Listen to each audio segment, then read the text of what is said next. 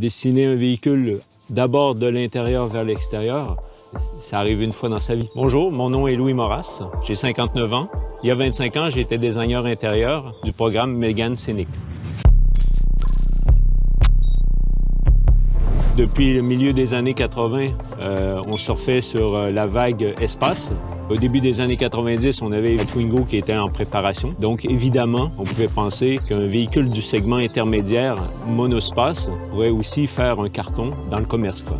On a aussi travaillé sur le concept car scénic, qui était vraiment les prémices des voitures à vivre. On a une position de conduite haute, on voit bien la route.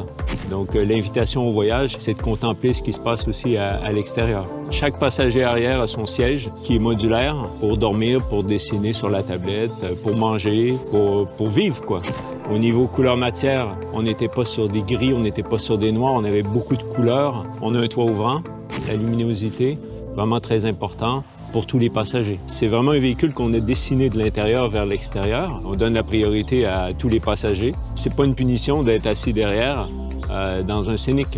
Sur le programme X64, son nom de code, donc Mégane Scénic, on a commencé par l'architecture du poste de conduite qu'on devait adapter à la berline, au coupé, au break et surtout au Scénic. On était à l'apothéose des voitures à vivre dans les années 90 chez Renault. Suite au succès de Scénic 1, Scénic 2 et Scénic 3 ont poussé les murs, si je peux dire, du concept.